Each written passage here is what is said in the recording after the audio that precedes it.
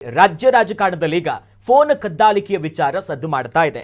ಅದರಲ್ಲೂ ಕೂಡ HD ಕುಮಾರಸ್ವಾಮಿ ಅವರು ಈ ಹೊಸ ಬಾಂಬ್ ಅನ್ನು ಸಿಡಿಸಿರೋದು. ಎಲ್ಲಾ ಸರ್ಕಾರದ ಅವಧಿಯಲ್ಲೂ ಕೂಡ ಈ ಕದ್ದಾಲಿಕೆ ಆಗ್ತಿತ್ತು. ಆದ್ರೆ ಈ ಬಾರಿ ಏನ್ ಗೊತ್ತಾ, ಅವರದ್ದೇ ಪಕ್ಷದ ಶಾಸಕರು ಸಚಿವರ ಫೋನ್ ಅನ್ನ ಕದ್ದಾಲಿಕೆ ಆಗ್ತಿರೋದು ಮೊದಲ ಬಾರಿಗೆ ಅಂತ ಕುಮಾರಸ್ವಾಮಿ ಅವರು ಹೇಳ್ತಾ ಇದ್ರೆ, ಇದಕ್ಕೆ ಈ ಗೂಢಾಚಾರ್ಯ ಮಾಡುವಂತ ವಿಚಾರವನ್ನು ಅವರ ತಂದೆಯಿಂದ ಕುಮಾರಸ್ವಾಮಿ ಅವರು ಕಲ್ತಿದ್ದಾರೆ ಅಂತ ಮಾನ್ಯ ಮುಖ್ಯಮಂತ್ರಿಗಳು ಕೌಂಟರ್ ಕೊಟ್ಟಿದ್ದಾರೆ. ಹಾಗಾದ್ರೆ ಈ ಫೋನ್ ಕದ್ದಾಲಿಕೆಯ ಬಗ್ಗೆ ರಾಜ್ಯ ರಾಜಕೀಯದಲ್ಲಿ ಯಾವ ನಾಯಕರು ಹೇಗೆ ಆರೋಪ ಮಾಡಿದ್ರು, ಅದು ಕೌಂಟರ್ ಕೊಡುವಂತ ಕೆಲಸ ಹೇಗಾಯ್ತಂತೀರಾ? ಅವರೆಲ್ಲರ ಹೇಳಿಕೆಯನ್ನ ಒಂದೊಂದಾಗಿ ನೋಡ್ತಾ ಬರೋಣ. ಹಲವಾರು ವರ್ಷಗಳಿಂದ ಎಲ್ಲ ಸರ್ಕಾರದಲ್ಲೂ ನಡೆಸ್ತಾರೆ. ಆದರೆ ಯಾವುದಾದ್ರೂ ಒಂದೊಂದು ಬಾರಿ ತಪ್ಪುಗಳು, ಕೆಲವು ವಿಷಯಗಳು ಹೊರಗಡೆ ಬಂದು ಕೆಲವು ತಲೆ ಉರುಳ್ತಕ್ಕಂಥದ್ದು ನೋಡಿದ್ದೇವೆ. ಆದರೆ ನನಗಿರ್ತಕ್ಕಂಥ ಅನುಭವದಲ್ಲಿ ಎಲ್ಲ ಸರ್ಕಾರಗಳಲ್ಲೂ ಈ ಫೋನ್ ಟ್ಯಾಪಿಂಗ್ ಮಾಡ್ತಕ್ಕಂಥದ್ದು ಸರ್ವೇ ಸಾಮಾನ್ಯ. ಈಗಾಗಲೇ ಯಾರ್ಯಾರು DK ಶಿವಕುಮಾರ್ ಪರವಾಗಿದ್ದಾರೆ ಅವರ ಚಲನವಲಯಗಳನ್ನು ನೋಡುವಂಥದ್ದಕ್ಕೆ ಮುಖ್ಯಮಂತ್ರಿಗಳು ಒಬ್ಬ SP ನೇತೃತ್ವದ ಒಂದು ತಂಡವನ್ನೇ ಮಾಡಿದ್ದಾರೆ. ಈಗ ಕುಮಾರಸ್ವಾಮಿ ಬೇರೆ ಬೇರೆ ಅಪೋಸಿಷನ್ ಅವ್ರಿಗೆ ಹೆಂಗೆ SITಗಳನ್ನು ಮಾಡ್ತಾ ಇದ್ರು, ಇವ್ರಿಗೊಂದು SIT ಮಾಡಿದ್ದಾರೆ. ಕಾಣದ SIT, ಇವೆಲ್ಲ ಕಾಣುವ SIT, ಆದೇಶ ಮಾಡಿ SIT ಮಾಡಿದ್ದಾರೆ. ಇದು ಆದೇಶ ಇಲ್ಲದೆ ಮಾಡ್ತಾ ಇದ್ದಾರೆ. ಯಾರ್ಯಾರು ಹೋಗ್ತಾರೆ, ಎಲ್ಲೆಲ್ಲಿ ಸೇರ್ತಾರೆ, ಇವು ಫೋನ್ಗಳಲ್ಲಿ ಏನೇನು ಮಾತಾಡ್ತಾರೆ, ಫೋನ್ ಟ್ಯಾಪಿಂಗ್ ಅಂತಾನೆ ಹೇಳ್ಬೋದು, ಮಾಡ್ತಾ ಇದ್ದಾರೆ. ಮತ್ತೆ ಅವ್ರಿಗೆ ಹೆಚ್ಚು ಮಾಹಿತಿ ಇರುತ್ತೆ, ಪುನಃ ಅವರಿಗೆ ಹೆಚ್ಚು ಮಾಹಿತಿ ಇರೋದಿಲ್ಲ. ಅವ್ರಿಗೆ ಯಾರು ಹೇಳಿದ್ದಾರೆ? ಗೂಢಚಾರ್ಯರು, ಇಂಟೆಲಿಜೆನ್ಸ್ನವರು ಅವರಿಗೆ ಹೇಳಿದ್ದಾರೆ. ನಾವು ಸರ್ಕಾರ ನಡೆಸೋರು, ನಮಗೆ ಅನೇಕ ವಿಷಯಗಳು ಗೊತ್ತಿರುತ್ತೆ. ಯಾವುದೂ ಸಹ ಅಂಥ ಬೆಳವಣಿಗೆಗಳೇ ಯಾವುದೂ ಇಲ್ಲ. ನಾನು ಮುಖ್ಯಮಂತ್ರಿಗಳಿಗೆ ಕೇಳಲಿಕ್ಕೆ ಬಯಸೋದೇನು ಅಂದರೆ, ನೀವು ನಿಮ್ಮ ಶಾಸಕರ ಫೋನ್ ಟ್ಯಾಪಿಂಗ್ ಮಾಡೋದ್ರಿಂದ ಅವರ ಯೋಜನೆಗಳೇನು ಅಂತ ನೀವು ತಿಳ್ಕೊಳ್ಬೋದು. ನೀವು ಸರ್ಕಾರ ಉಳಿಸ್ಕೊಳ್ಳೋಕ್ಕೆ ಅಥವಾ ನಿಮ್ಮ ಕುರ್ಚಿ ಉಳಿಸ್ಕೊಳ್ಳೋಕೆ ಅದು ಅನಿವಾರ್ಯನೂ ಇರ್ಬೋದು. ಆದರೆ ಇನ್ನೂ ಒಂದು ಹೆಜ್ಜೆ ಮುಂದೆ ಹೋಗಿ ಜನರ ಮನೋಭಾವನೆ ಏನಿದೆ ಅಂತ ತಿಳ್ಕೊಳ್ಳೋಕೆ ಏನು ಪ್ರಯತ್ನ ಮಾಡ್ತಿದ್ರಿ? ಕಾಂಗ್ರೆಸ್ ಉಳಿಸ್ಕೋಬೇಕು ಅಂದರೆ ಜನ ನಿಮ್ಮ ಸರ್ಕಾರದ ಬಗ್ಗೆ ಏನು ಮಾತಾಡ್ತಿದ್ದಾರೆ ಅಂತ ತಿಳ್ಕೊಬೇಕು ನೀವು. ಜನ ಈಗಾಗಲೇ ಈ ಸರ್ಕಾರಕ್ಕೆ ಹಿಡಿಶಾಪ ಹಾಕ್ತಾ ಇದ್ದಾರೆ. ಸಾರ್ವಜನಿಕ ರೂಪದಲ್ಲೇ ವ್ಯಕ್ತ ಆಗುತ್ತೆ ಅದು ಅವ್ರು ಹೇಳ್ತಿರೋದು. ನೋಡಿ, ರಾಜಕೀಯಕ್ಕೂ ನಮ್ಮ ರಾಜ್ಯ ರಾಜಕೀಯಕ್ಕೂ ಈ ಕದ್ದಾಲಿಕೆ ವಿಚಾರ ಇರ್ಬೋದು.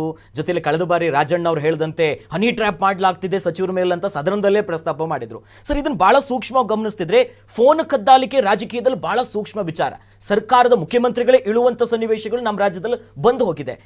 ವಿಪಕ್ಷಗಳ ಈ ಆರೋಪಕ್ಕೆ ನಿಮ್ಮ ಮೊದಲ ರಿಯಾಕ್ಷನ್ ಹೆಂಗೆ ಸರ್? ಈ ವಿಚಾರವಾಗಿ ಫೋನ್ ಕದ್ದಾಲಿಕೆ ಇವತ್ತು ನಿನ್ನೆದಲ್ಲ, ಈ ರೀತಿ ಆರೋಪಗಳು ಬಂದಿದ್ದಾಯಿತು, CBI ಕ್ಲೀನ್ ಚಿಟ್ ಕೊಟ್ಟಿದ್ದು ಆಯಿತು. ಹೌದು, ಇವ್ಯಾವುದು ಹೊಸದಲ್ಲ ಸರ್ಕಾರಕ್ಕೆ. ಇವತ್ತು ಇದೇನು ನೇರ ಹೇಳಿಕೆ ಕೊಡ್ತಾ ಇದ್ದಾರಲ್ಲ, ಇದನ್ನು ಕೂಲಂಕುಷವಾಗಿ ಪರಿಶೀಲಿಸಿ ಇವ್ರ ಮೇಲೆ ಗಂಭೀರವಾಗಿ, ಯಾಕಂದರೆ ಸುಮ್ಮನೆ ಆರೋಪ ಮಾಡ್ತಾ ಇದ್ದಾರೆ ಅಂತ ಈ ವರ್ಗ ಹೇಳೋದೇ ಆದರೂ ಕೂಡ ಅಶೋಕ್ ಅವ್ರು ನೇರವಾಗಿ ಹೇಳ್ತಾರೆ, ಇವರೊಂದು ತಂಡ SP ಅವರ ಅಡಿಯಲ್ಲಿ ರಚನೆ ಮಾಡಿದೆ ಅಂತ ಹೇಳ್ತಾ ಇದ್ದಾರಲ್ಲ. ಹೌದು, ಇದನ್ನು ನೇರವಾಗಿ ಖುದ್ದು CM ಇವ್ರ ಮೇಲೆ ಯಾವ ಆಧಾರದಲ್ಲಿ ಹೇಳಿಕೆ ಕೊಡ್ತಾ ಇದ್ದಾರೆ ಅನ್ನುವಂಥದ್ದನ್ನು ಇವರು ತನಿಖೆಗೊಳಪಡಿಸ್ಬೋದು. ಹೌದು, ಯಾಕಂದರೆ ನಿರಾಧಾರ ಆರೋಪ ಮಾಡೋ ಮುಂಚೆ ಒಬ್ಬ SP, ಒಬ್ಬ ಕಾನೂನು ಅಡಿಯಲ್ಲಿ ಕೆಲಸ ಮಾಡುವಂಥ ವ್ಯಕ್ತಿಯನ್ನು ತಂದು ಕೂರಿಸಿ ಇಡೀ ಸರ್ಕಾರವನ್ನು ಅಲ್ಲಿ ತಂದು ಕೂರಿಸಿರುವಂಥದ್ದು, ಸಿದ್ದರಾಮಯ್ಯ ಮುಖ್ಯಮಂತ್ರಿ ವಿರುದ್ಧ ಹೇಳಿಕೆಯನ್ನು ಕೊಟ್ಟಿರುವಂಥದ್ದು, ತಲೆ ತಗ್ಗಿಸುವಂಥ ಹೇಳಿಕೆಯನ್ನು ಕೊಟ್ಟಿರುವಂಥದ್ದು ನಿರಾಧಾರ ಆಗಿದ್ದಾದರೆ ಇದು ಈ ತಪ್ಪು ಮಾಡಿದ್ದಕ್ಕೆ ಶಿಕ್ಷಾರ್ಹ ಅಪರಾಧ. ಹೌದು. ಹಾಗೊಂದು ವೇಳೆ ನಿಮಗೇನಾದ್ರು ಮಾಹಿತಿ ಇದ್ದಲ್ಲಿ SP ಅಡಿಯಲ್ಲಿ ಇವರು ಏನು SIT ಇವರ ಖಾಸಗಿ ಇದಕ್ಕೆ SIT ರಚನೆ ಮಾಡ್ಕೊಂಡಿದ್ದಾರೆ ಅಂತ ಏನು ಹೇಳಿಕೆ ಕೊಡ್ತಾ ಇದ್ದಾರೋ ಅದು ಹಾಗೆ ಆಗಿದ್ದೇ ಆದಲ್ಲಿ ಸಿದ್ದರಾಮಯ್ಯ ಅವರು ಕುರ್ಚಿಯಿಂದ ಇಳಿಯುವ ಕಾಲ ಬರುತ್ತೆ. ಹೌದು, ನಿಮ್ಮ ಹತ್ರ ಮಾಹಿತಿ ಇದ್ರೆ ಕೊಡಿ. ಈಗ BJPಗೂ ಅದೇ ತಾನೇ ಬೇಕಾಗಿರೋದು. ನಿಮ್ಮ ಪಕ್ಷಕ್ಕೆ ನೀವೇನಾದರೂ ಮಾಡಬೇಕು ಅಂತಂದ್ರೆ ಮಾಧ್ಯಮದ ಮುಂದೆ ಹೇಳಿಕೆ ಕೊಡುವಂಥದ್ದನ್ನು ನಿಲ್ಲಿಸಬೇಕು. ನಿಮ್ಮ ಹತ್ರ ದಾಖಲಾತಿ ಇರೋದನ್ನು ತಗೊಂಡೋಗಿ ಸಲ್ಲಿಸಬೇಕಾದಲ್ಲಿಗೆ ಸಲ್ಲಿಸಬೇಕು. ಹೌದು, ಕೇಂದ್ರ ಮಟ್ಟದಲ್ಲಿ ನೀವೇ ಇದ್ದೀರಿ, ಯಾವ ಮಟ್ಟಕ್ಕೆ ಬೇಕಾದ್ರೂ ತಗೊಂಡು ಹೋಗುವಂಥ ಶಕ್ತಿ ನಿಮಗಿದೆ. ಹಾಗಾದರೆ ನಿಮ್ಮ ಮಾತು ಮಾಧ್ಯಮದ ಮುಂದೆ ಮಾತ್ರ ಸೀಮಿತ ಆಗ್ತಾ ಇದೆ. ಇದನ್ನು ಫಸ್ಟ್ ನಿಲ್ಲಿಸಬೇಕು. ರಾಮಕೃಷ್ಣ ಹೆಗಡೆಯವರ ಕಾಲದಿಂದನೂ ಕೂಡ ಇದೆ ಬಂದಿರುವಂಥದ್ದು. ಹೌದು. ಸೊ ಇಲಾಖೆಗಳ ಇನ್ಸ್ಪೆಕ್ಟರ್ಗಳನ್ನು ಇದರಲ್ಲಿ ಬಳಸ್ಕೊಂಡು ಯಡಿಯೂರಪ್ಪ ಅಂತವ್ರ ಕಾಲದಲ್ಲಿ ಲೋಕೇಶ್ವರ ರಾವ್ ಅವ್ರ ಮೇಲ್ಗಡೆ ಕೂಡ ಆರೋಪ ಬಂದಿತ್ತು. ಹೌದು. ಮುಖ್ಯಮಂತ್ರಿ ಕುಮಾರಸ್ವಾಮಿ ಅವರಿದ್ದಾಗಲೂ ಕೂಡ 2019ರಲ್ಲಿ ಇದೇ ಒಂದಷ್ಟು ಜನ ಅಂದರೆ ಈ JDS ಅಧಿಕಾರದಲ್ಲಿದ್ದಾಗ ಸಹಜವಾಗಿ ಗೌಡ ಮಠಗಳ ಮೇಲೆ ಅಂದರೆ ಒಕ್ಕಲಿಗ ಮಠಗಳ ಮೇಲೆ ಅಲ್ಲಿಯ ಕಣ್ಣುಗಳು ಬೀಳುವಂಥದ್ದು ಸಹಜವಾಗಿ ಒಂದು 6-7 ಮಠಾಧಿಪತಿಗಳು ಹೌದು, ಪ್ರಭಾವಿಗಳು ಬೇರೆ. ಪ್ರಭಾವಿಗಳ ಮೇಲೆ ಪ್ರಭಾವಿಗಳ ಫೋನನ್ನು ಕದ್ದಾಲಿಕೆ ಮಾಡಲಾಗ್ತಿದೆ ಅಂತ ಹೇಳಲಾಯಿತು. ಸೊ ಅದನ್ನು ಕೂಡ CBI ನ್ಯಾಯಾಲಯಕ್ಕೆ ಹೌದು ಕ್ಲೀನ್ ಚಿಟ್ ಕೊಡುವಂತೆ ಮಾಡಿತು. ಎಲ್ಲೂ ಕೂಡ ಇದು ಆಧಾರ ಕೊಡುವಂಥದ್ದೇ ಅಲ್ಲ. ಯಾಕಂತಂದರೆ ಇವ್ರುಗಳು ಇದ್ದ ಎಲ್ಲರಲ್ಲೂ ಕೂಡ ಯಾವುದೇ ಒಮ್ಮತವಾಗಿ ಹೋಗುವಂಥ ಇದು ಲೆಕ್ಕಾಚಾರಕ್ಕೆ ಬರೋದೇ ಇಲ್ಲ. ಇವರು ಹೌದು, ಇವರೇ ಹಿಂದೇಟು ಸರಿತಾರೆ, ಹಿಂದೇಟು ಹಾಕ್ಬಿಡ್ತಾರೆ. ಇವತ್ತಿದ್ದ ಬಿಸಿ ಯಾರೋ ಶೋಕಿಗೆ ನಾಳೆ ಇರಲ್ಲ. ಹೌದು, ಇವತ್ತಿದ್ದ ಬಿಸಿ ಸಿದ್ದರಾಮಯ್ಯ ಅವ್ರಿಗೆ ನಾಳೆ ಇರಲ್ಲ, ನಾಳೆ ಮತ್ತೆ ತಣ್ಣಗಾಗಿ ಹೋಗ್ಬಿಟ್ಟಿರ್ತಾರೆ. ಯಾಕಂದ್ರೆ ಅವರ ಬಳಿ ಇರುವಂಥ ಅಸ್ತ್ರಗಳು ಕೂಡ ಇವ್ರದೇ. ಒಬ್ರಿಗೊಬ್ರು ಇವತ್ತೆಲ್ಲ CD ಫ್ಯಾಕ್ಟ್ರಿಗಳು ಮಾಡ್ಕೊಂಡು ಕೂತ್ಕೊಂಡ್ಬಿಟ್ಟು ಯಾರ ಎದುರುಗಡೆ ಯಾರೇ ಬುಸುಗುಡ್ಬೇಕಾದ್ರೂ ಮಾಧ್ಯಮದ ಮುಂದೆ ಸುಮ್ಮನೆ ಬುಸುಗುಡ್ತಾರೆ ಅಷ್ಟೇ. ಅವ್ರ ಮುಂದೆ ಸಿಕ್ಕಿದಾಗ ಹಸ್ತಲಾಗವ ಮತ್ತೆ ತಬ್ಕೊಂಡು ಇವ್ರದೇ ಆದ ಲೆಕ್ಕಾಚಾರದಲ್ಲಿ ಒಳಗಡೆ ಒಪ್ಪಂದಗಳು ಮಾಡ್ಕೊಂಡು ಕೂತ್ಕೊಂಡ್ಬಿಟ್ಟಿರ್ತಾರೆ. ಎಲ್ಲರೂ ಇವರು ಒಂದಲ್ಲ ಒಂದು ರೀತಿಯಲ್ಲಿ ಬೇಕಾಗಿರುವವರೇನೆ. ಹೌದು, ಒಬ್ಬೊಬ್ಬ ಈ ಪಕ್ಷದವನು ಆ ಕಡೆ ಬಿಸ್ನೆಸ್ ಪಾರ್ಟ್ನರು, ಇಲ್ಲ ಅಂತಂದ್ರೆ ಸಿಡಿಗೆ ಹೆದರಿ ಕೂತವನು, ಇಲ್ಲ ಸಂಬಂಧಿಗಳು, ಸಂಬಂಧ ಮಾಡ್ಕೊಳ್ಳುವಂಥವ್ರು, ಇವರೆಲ್ಲ ಕೂತಿರೋದ್ರಿಂದ ನೀವು ನ್ಯಾಯದ ನಿರೀಕ್ಷೆ ಮಾಡೋದಕ್ಕೆ ಆಗೋದಿಲ್ಲ. ಸುಮ್ಮನೆ ಬುಸುಗುಡ್ತಾರೆ, ಮಾಧ್ಯಮಕ್ಕೊಂದು ಸುದ್ದಿ ಕೊಡ್ತಾರೆ, ಹೋಗ್ತಾರೆ. ಆದರೆ ಅಶೋಕ್ ಹೇಳಿಕೆ ಮಾತ್ರ ತುಂಬ ಗಂಭೀರವಾಗಿದೆ. ಹೌದು, ಒಬ್ಬ SP ಅವ್ರನ್ನ ತಂದಿದ್ದಾರೆ ಇದರಲ್ಲಿ. ಯಾರು ಆ SP? ಯಾವಾಗ ಸಿದ್ದರಾಮಯ್ಯ ಅವರು ಅದನ್ನು ಮಾಡಿದ್ರು?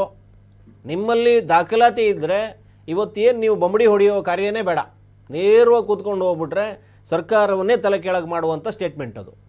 ನಿಮ್ಮ ಹತ್ರ ದಾಖಲೆ ಇದ್ದರೆ ಆ ದಾಖಲಾತಿಗಳನ್ನು ತಗೊಂಡೋಗಿ ನಿಮ್ಮಲ್ಲೇ ಇರುವಂಥವ್ರ ಹತ್ರ ಕೊಟ್ಕೊಂಡ್ರೆ ನೀವು ಕಾರ್ಯಾಚರಣೆ ಮುಂದುವರಿಸಿದ್ದಾದಲ್ಲಿ ಇರೋದಾದರೆ ಸುಖ ಸುಮ್ಮನೆ ನಾನು ಪ್ರಾಸದಲ್ಲಿ ಮಾತಾಡ್ತೀನಿ, ಹೇಳಿಕೆ ಕೊಡ್ತೀನಿ ಅನ್ನೋಂಥ ನಿಮ್ಮದು ಹಳೆ ಚಾಳಿನೇ ಮುಂದುವರಿಸಿ ಇಲ್ಲೂ ಒಂದು ಟಾಂಗ್ ಎಸ್ದಿದ್ರೆ ಅದು ಮತ್ತೆ ಅದು ಮಾಧ್ಯಮದ ಮುಂದೆ ಒಂದು ಗಾಳಿಯಾಗಿ ಹೊರಟಿರುತ್ತೆ. ಬಿಟ್ರೆ ಇವರೆಲ್ಲ ಗಾಳಿಯಲ್ಲಿ ಗುದ್ದಾಡ್ತಾ ಇದ್ದಾರೆ ಅಷ್ಟೇ. ಯಾರು ಎಲ್ಲ ನಿರಾಧಾರ ಆರೋಪ. ಹೌದು, ಸುಮ್ಮನೆ ಆರೋಪ ಹೊರಿಸ್ಬೇಕಷ್ಟೇ. ಹಂಗಾಗಿ ಇವರಲ್ಲಿ ಎಲ್ಲೂ ಕೂಡ ನೋಡಿ ಅವ್ರು ಯಾರು ಅಂತ ದೊಡ್ಡ ಸೀರಿಯಸ್ ಆಗಿ ತಗೊಂಡೇ ಇಲ್ಲ. ಅದನ್ನ ಅಟ್ಲೀಸ್ಟ್ ಒಂದು ಪೇಪರ್ ಇಟ್ಕೊಂಡು ನೋಡಿ ಮಾತ್ರ ದಾಖಲಿದೆ ಇಲ್ಲ. ಕುಮಾರಸ್ವಾಮಿ ಅವ್ರು ಯಾವಾಗಲೂ ಪೆನ್ ಡ್ರೈವ್ ತೋರಿಸ್ತಾ ಇದ್ರು, ಇವತ್ತೊಂದು ಸ್ಟೇಟ್ಮೆಂಟ್ ಒಗ್ದಿದ್ದಾರೆ, ನಾಳೆ ಇನ್ನೇನು ತೋರಿಸ್ತಾರೋ ಗೊತ್ತಿಲ್ಲ. ಇವ್ರು ಯಾರಲ್ಲೂ ಕೂಡ ಆರೋಪ ಮಾಡ್ತಾ ಇದ್ದಾರೆ. DK ಶಿವಕುಮಾರ್ ಅವರು ಬಣದ ಮೇಲ್ಗಡೆ ಕಣ್ಣಿಟ್ಟಿದ್ದಾರೆ. ಯಾಕೆ ಸ್ವಾಮಿ? ನಮಗೆ ರಾಜ್ಯದ ಜನತೆಗೆ ಯಾಕೆ? DK ಶಿವಕುಮಾರ್ ಅವರ ಸಚಿವರನ್ನ ಅವ್ರ ಬೆಂಬಲಿಗರ ಫೋನ್ಗಳನ್ನ ಕದ್ದಾಲಿಕೆ ಮಾಡುವಂತ ಮಾಹಿತಿ ನಿಮ್ಮಲ್ಲಿದ್ರೆ HD ಕುಮಾರಸ್ವಾಮಿ ಅವರು ನೇರವಾಗಿ ತಲುಪಿಸ್ಬಿಟ್ರೆ ಜನರಿಗೆ ನ್ಯಾಯ ಬೇಕು, ನಿಮ್ಮ ಹೇಳಿಕೆ ಬೇಡ. ಹೌದು, ಜನರಿಗೆ ನ್ಯಾಯ ಬೇಕು. ನಿಮ್ಮಲ್ಲಿರೋ ಮಾಹಿತಿನ ನೀವು ತಲುಪಿಸಿ ಸರಿಯಾದ ರೂಪದಲ್ಲಿ ಏನಾರು ಮಾಡಿಕೊಂಡ್ರೆ ಕದ್ದಾಲಿಕೆ ಮಾಡಿ ತಪ್ಪು ಅಂತ ಆದ್ರೆ ಅದಕ್ಕೇನು ಬೇಕು ಆ ವ್ಯವಸ್ಥೆ ಆಗುತ್ತೆ. ಅದನ್ನ ಜನ ನೋಡ್ತಾರೆ, ನಿಮ್ಮನ್ನ ಬೇರೆ ರೀತಿ ತಗೊಂಡು ಹೋಗ್ತಾರೆ. ಇವ್ರೇನೋ ಒಂದು ಬೇರೆ ಮಾಡಿದ್ರು. ಪ್ರತಿ ಸರ್ಕಾರವು ಗುಪ್ತಚರ ಇಲಾಖೆಯನ್ನ ತಮ್ಮ ಸ್ವಂತಕ್ಕೆ, ತಮ್ಮ ಸರ್ಕಾರಕ್ಕೆ ಬಳಕೆ ಮಾಡಿಕೊಳ್ಳುವಂಥದ್ದು ನಿತ್ಯ ನಿರಂತರವಾಗಿ ಬಂದಿರುವಂಥದ್ದು. ಹೌದು, ಇದು ಎಲ್ಲ ವಿಭಾಗದಲ್ಲಿರುವಂಥವ್ರಿಗೂ, ಆಯ್ಕಟ್ಟಿನ ಜಾಗದಲ್ಲಿ ಕೂತಿರುವಂಥವ್ರಿಗೂ ಸರ್ವೇ ಸಾಮಾನ್ಯ ಮಾಹಿತಿ ಅನ್ನೋ ನಿಟ್ಟಲ್ಲಿ ಇದೊಂಥರ ರೂಢಿಯೆಲ್ಲ ಬಂದ್ಬಿಟ್ಟಿದೆ. ರೂಢಿಯಲ್ಲಿ ಬಂದ್ಬಿಟ್ಟಿದೆ ಸರ್ವೇ ಸಾಮಾನ್ಯವಾಗಿ. ಇದು ಎಲ್ಲರೂ ಗುಪ್ತಚರ ಇಲಾಖೆ ಇರುವಂಥದ್ದೇ ಸರ್ಕಾರಕ್ಕೆ ಒಂದು ಮಾಹಿತಿಯನ್ನು ಒದಗಿಸೋದಕ್ಕೆ, ಆಂತರಿಕ ಮಟ್ಟದಲ್ಲಿ ಏನೇನು ನಡೀತಾ ಇದೆ ಅಂತ ಅದನ್ನ ದುರ್ಬಳಕೆ ಮಾಡಿಕೊಂಡು ಸ್ವಂತ ಪಕ್ಷಕ್ಕೆ, ಸ್ವಂತ ಸರ್ಕಾರಕ್ಕೆ ಅದನ್ನ ಮಾಡ್ಕೋತಾರೆ. ಇವತ್ತಿನ ಒಂದು ಹೆಜ್ಜೆ ಮುಂದೆ ಹೋಗ್ಬಿಟ್ಟು ವೈಯಕ್ತಿಕ ವಿಚಾರಗಳಿಗೆ ಬಳಸ್ಕೊಳ್ತಾ ಇದ್ದಾರೆ ಅಂತ ಹೇಳುವಂಥದ್ದು. ಈ ವಿಚಾರ ಇಟ್ಕೊಂಡು ಇವ್ರು ಮುಂದೆ ಹೋದ್ರೆ, ಇವ್ರ ಹತ್ರ ಇರುವಂಥ ಮಾಹಿತಿ ತಗೊಂಡು ಏನಾದ್ರು ಮಾಡಿದ್ರೆ ಒಂದಷ್ಟು ಕೆಲಸ ಆಗ್ಬೋದು. ಸುಮ್ಮನೆ ಬಂದು ಬುಸ್ಗುಡ್ತಾ ಇದ್ರೆ ಏನು ವರ್ಕ್ ಆಗೋದಿಲ್ಲ. ಅಂದ್ರೆ ಒಂದು ಸರ್ ನಾವು ಕಳೆದ ಬಾರಿ ಕೂಡ ನೋಡಿದ್ವಿ, ಇವರೆಲ್ಲ ನಮ್ಮ ಬುಟ್ಟಿಯಲ್ಲಿ ಹಾವಿದೆ ಅಂತಾನೆ ಬಂದಿದ್ರು. ಹೌದು, ಲೋಕಭವನ ಅಂದ್ರೆ ರಾಜ್ಯಪಾಲರ ವಿಚಾರವಾಗಿಯೂ ಕೂಡ ಧ್ವನಿ ಎತ್ತಿದ್ರು. ಅವ್ರ ಕಚೇರಿ ಕೇಂದ್ರದಿಂದ ಬರೋ ಫೋನ್ ಕಾಲ್ ಅನ್ನ ಟ್ರ್ಯಾಪ್ ಮಾಡ್ತಿದ್ದಾರೆ, ಕೇಳಿಸ್ಕೊಳ್ತಿದ್ದಾರೆ ಅಂತ. ಈ ಬಾರಿ ಕೂಡ ಅದೇ ವಿಚಾರವನ್ನು ಪ್ರಸ್ತಾಪ ಮಾಡ್ತಿದ್ದಾರೆ. ಅಂದ್ರೆ ಸುಮ್ಮನೆ ಹೇಳಿಕೆಗೆ ಒಂದ್ ಕಡೆ ಸೀಮಿತ ಆಗ್ತಿರೋದು ಒಂದ್ ಕಡೆ, ಈ ಕುರ್ಚಿ ಫೈಟ್ ನಡುವೆ ಹೀಗಾಗಿರಬಹುದು ಅಂತ ಜನರಿಗೂ ಒಂದು ಆತಂಕ ಮೂಡಿಸ್ತಿದೆ ಇದು DK ಬಣದವರು ಅಂತ. ಈಗ ಸಹಜವಾಗಿ ಇವರಿಬ್ಬರ ಕುರ್ಚಿ ಕಾಳಗ ಏನು ನಡೀತಾ ಇದೆ, ಜನಸಾಮಾನ್ಯರ ಮಧ್ಯೆ ಏನಿರುತ್ತೆ, ಇವರನ್ನ ಇಳಿಸೋದಕ್ಕೆ ಅವರು ಎಲ್ಲಿಗೆ ಬೇಕಾದ್ರೂ ಹೋಗ್ಬಲ್ರು ಅನ್ನುವಂಥದ್ದನ್ನ ಈಗ ಜನಸಾಮಾನ್ಯ ಒಂದು ತಲೆಯಲ್ಲಿ ಇಟ್ಕೊಂಡು ಕೂತಿರುವಂಥದ್ದು. ಸಿದ್ದರಾಮಯ್ಯ ಅವ್ರನ್ನ ಇಳಿಸ್ಬೇಕು ಅಂದ್ರೆ DK ಶಿವಕುಮಾರ್ ಎಲ್ಲಿಗೆ ಬೇಕಾದ್ರೂ ಹೋಗ್ಬಲ್ರು, ಯಾವ ನಿರ್ಧಾರಕ್ಕೆ ಬೇಕಾದ್ರೂ ಬರಬಲ್ರು ಅನ್ನುವಂಥದ್ದು ಸಾಮಾನ್ಯರಲ್ಲಿ ಕೂತಿರ್ಬೇಕಾದ್ರೆ, ಅದೇ ನಿಟ್ಟಲ್ಲಿ ಸಿದ್ದರಾಮಯ್ಯ ಅವರು ಕೂಡ ಕುರ್ಚಿ ಬಿಡೋದಕ್ಕೆ ಒಪ್ಪದೆ ಇರುವ ಈ ಕ್ಷಣದಲ್ಲಿ ಏನು ಬೇಕಾದರೂ ಸರ್ಕಾರದ ಮಟ್ಟದಲ್ಲಿ ಮಾಡ್ಕೋಬಹುದು. ಯಾಕಂದ್ರೆ ಚುಕ್ಕಾಣಿ ಹಿಡಿದು ಕೂತಿದ್ದಾರೆ, ಆಯ್ಕಟ್ಟಿನ ಜಾಗದಲ್ಲಿದ್ದಾರೆ. ತನ್ನ ಎಲ್ಲ ಪ್ರಾಬಲ್ಯವನ್ನ ಇಟ್ಟು ಗುಪ್ತಚರ ಇಲಾಖೆಯಿಂದ ಮಾಹಿತಿಯನ್ನ ಪಡೆದಿದ್ದಾರೆ ಅಂತ ಇವರೇನು ಆರೋಪ ಮಾಡ್ತಾ ಇದ್ದಾರೆ. ಸತ್ಯಕ್ಕೆ ಎಷ್ಟು ಹತ್ರ ಇದೆ ಅನ್ನುವಂಥದ್ದು ಬರಲ್ಲ. ಬಟ್ ಮುನ್ನೋಟದಲ್ಲಿ ಏನು ಕಾಣಿಸ್ತಾ ಇದೆ, ಈ ಗಾಳಿಯಲ್ಲಿ ಏನು ಗುಂಡು ಹೊಡೆದಿದ್ದಾರೆ ಇವರು, ಶಬ್ದ ಮಾತ್ರ ಕೇಳಿಸ್ಕೊಂಡಿದೆ. ಈ ಬಿದ್ದಿರ್ಬೋದು, ಹೇಳಿರ್ಬೋದು, ನೋಡಿರ್ಬೋದು, ಇಲ್ಲಾಗಿರ್ಬೋದು, ಅಲ್ಲಾಗಿರ್ಬೋದು, ಈ ಒದ್ದಾಟದಲ್ಲೇ ಇರ್ತಾರೆ. ಬಿಟ್ರೆ ಸಾಮಾನ್ಯನಿಗೇನು ಇವ್ರು ಹೇಳಿರೋದು ಸತ್ಯ ಇರಬಹುದೇನೋ ಅನ್ನುವಂಥ ಭಾವನೆ ಬರುತ್ತೆ. ಹೌದು. ಈ ಏನಂದ್ರೆ ಕಪೋಲ ಕಲ್ಪಿತ ಆಗಿದ್ರೂ ಕೂಡ ಜನಸಾಮಾನ್ಯರಿಗೆ ಒಂದು ಹುಳ ಬಿಡೋ ಪ್ರಯತ್ನ ಮಾಡಿದ್ರು. HDK ಅವರು ಒಂದು ಬಿಟ್ಟರು, ಅದನ್ನ ಹಂಗೆ BJPಗರು ಅದನ್ನ ಅಸ್ತ್ರ ಮಾಡಿಕೊಂಡ್ರು. ಮತ್ತೆ ಈ ಸರ್ಕಾರ ಅದಕ್ಕೆ ಒಂದು ಸಣ್ಣ ಮಟ್ಟದ ಒಂದು ಸಮರ್ಥನೆ ಕೊಡೋ ಥರ ಬಂತು ಅಷ್ಟೇ. ಇಲ್ಲ, ಆ ರೀತಿ ಆಗೋದಿಲ್ಲ, ಯಾರು ಹೇಳಿದ್ರು ಅಂತ ಪರಮೇಶ್ವರ್ ಅವ್ರು ಮುಂದಕ್ಕೆ ಬಂದರು. ಆಮೇಲೆ ಸಿದ್ದರಾಮಯ್ಯ ಅವ್ರ ಅಪ್ಪನವರಿಗೂ ಹೋದ್ರು. HDK ಅವರ ದೇವೇಗೌಡರಿಗೇನೆ ಈ ರೀತಿ ಕರಗತಾಗಿರೋದ್ರಿಂದ ಅವ್ರ ಮಗನಿಗೆ ಅನ್ನೋ ಲೆಕ್ಕಕ್ಕೆ ಅವರೊಂದು ಬೀಸಿದ್ರು. ಹಂಗಾಗಿ ಇದು ವೈಯಕ್ತಿಕ ವಾಗ್ದಾಳಿಗಳ ಜೊತೆಗೆ ಒಂದು ಸಣ್ಣ ಆರೋಪವನ್ನು ಸುಮ್ಮನೆ ಹೊರಸ್ದಂಗೆ ಇದ್ದಾರೆ. ಹಂಗೇನಾದರೂ ನಡೆದಿದ್ದಾದಲ್ಲಿ ಇಡೀ ಸರ್ಕಾರವೇ ತಲೆ ಕೆಳಗಾಗೋದಕ್ಕೆ ಬೇರೆ ಅಸ್ತ್ರ ಬೇಕಾಗಿಲ್ಲ. ಹೌದು, ಇದೊಂದು ಸಾಕು. ಇದನ್ನ ಇಟ್ಕೊಂಡು ಮುಂದಕ್ಕೆ ಹೋದ್ರೆ ಇವರೇನು ನಮ್ಮ ಮಾಜಿ ಉಪಮುಖ್ಯಮಂತ್ರಿಗಳು ಏನು ಮಾತು ಕೊಟ್ಟಿದ್ದಾರೆ ಇವತ್ತು, SP ಅವರ ಅಂದ್ರೆ ಇವರೇ ಇದ್ರು ಆ ರಚನೆಯಲ್ಲಿ, ಆ ರಚನೆ ನಡೀತಿರ್ಬೇಕಾದ್ರೆ ಇವರೇ ಇದ್ರು SP ಅವರ ಇದರಲ್ಲಿ ಅನ್ನೋ ಲೆಕ್ಕಾಚಾರದಲ್ಲಿ ಏನು ಒಂದು ಕಡಾಖಂಡಿತವಾಗಿ ಹೇಳಿದ್ದಾರೆ. ಅಷ್ಟೊಂದು ದಾಖಲಾತಿ ಇವ್ರ ಹತ್ರ ಇದ್ದಿದ್ದೇ ಆದ್ರೆ ಮುಂದೆ ಹೋಗೋದು ಒಳ್ಳೇದು. ಎಸ್.